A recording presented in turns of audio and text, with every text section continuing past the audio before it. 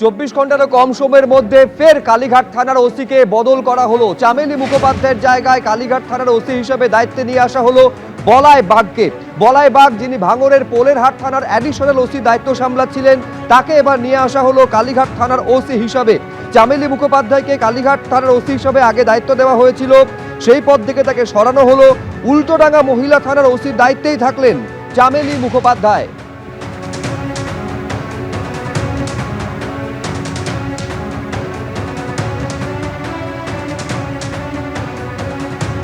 এর আগে আপনারা জানেন যে সোশ্যাল মিডিয়ায় পোস্টকে কেন্দ্র করে আগের যিনি ওসি ছিলেন তাকে সরানো হয়েছিল, সাসপেন্ড করা হয়েছিল, সেই জায়গায় নিয়ে আসা হয়েছিল চামেলি মুখোপাধ্যায়কে। কিন্তু 24 ঘন্টারও কম সময়ের মধ্যে চামেলি মুখোপাধ্যায়ের জায়গায় বলাই বাগকে কালীঘাট থানা নতুন ওসি হিসেবে দায়িত্ব দেওয়া হলো। কথা বলবো ময়ূক ঠাকুর চক্রবর্তী, আমাদের প্রতিনিধি রয়েছেন আরো বিস্তারিত জানার জন্য। ময়ূক, 24 ঘন্টারও কম সময়ের মধ্যে কালীঘাট থানার ওসিকে ফের বদল করা হলো, কারণ কিছু জানা গেল কি? দেখো, একদমই গৌতম দাস কালীঘাট থানার অফিসার ইনচার্জ ছিলেন। প্রথম দফার ভোট 23 তারিখ, তার ঠিক আগের দিন 22 তারিখ নির্বাচন কমিশনের তরফ থেকে নোটিফিকেশন করা হয় যে কমিশন নিযুক্ত ওসি উৎপল কুমার ঘোষ, তাকে সরিয়ে দিয়ে কালীঘাট থানার নতুন ওসি হবেন গৌতম দাস। গৌতম দাস ওসি হিসেবে দায়িত্ব নেওয়ার পর দ্বিতীয় দফায় 29 তারিখ ভবানীপুর বিধানসভা কেন্দ্র, সেটার ম্যাক্সিমাম পোর্শন কালীঘাট থানার মধ্যে পড়ে, সেখানে সে কাজ করে। এবং আমরা এই ছবিও দেখি যে মুখ্যমন্ত্রীর ভাই তারা বসেছিলেন এক জায়গায়, সেখানে তাদেরকেও উঠে যেতে বলেন গৌতম দাস কালীঘাট থানার ওসি।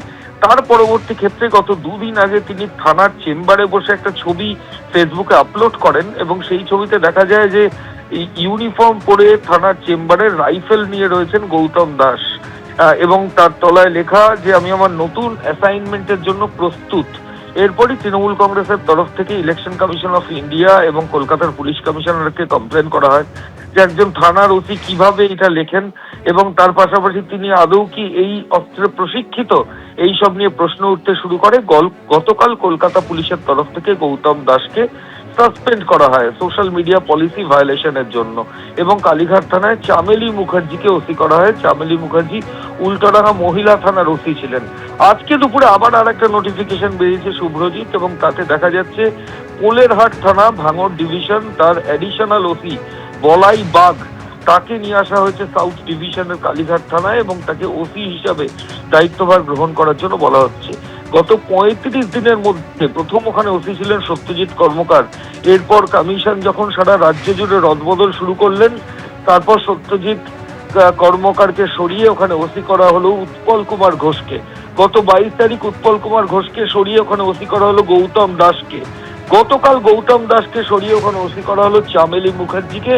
আজকে আবার চামেলি মুখার্জিকে সরিয়ে ওখানে ওসি করা হলো বলাই বাগকে। ফলত কালীঘাটের মতো একটা ইম্পর্টেন্ট পুলিশ স্টেশন এবং সেখানে 1 মাসের মধ্যে 5 জন ওসিকে চেঞ্জ করা, সেটা সাম্প্রতিক অতীতে বেনজির। একেবারে সাম্প্রতিক কালের মধ্যে নজিরবিহীন প্রায় 5 জন ওসিকে 1 থেকে 1.5 মাসের ব্যবধানে কালীঘাট থানার বদল করা হলো। ধন্যবাদ তোমায় ময়ূর। এবিপি আনন্দ, এগিয়ে থাকে, এগিয়ে রাখে।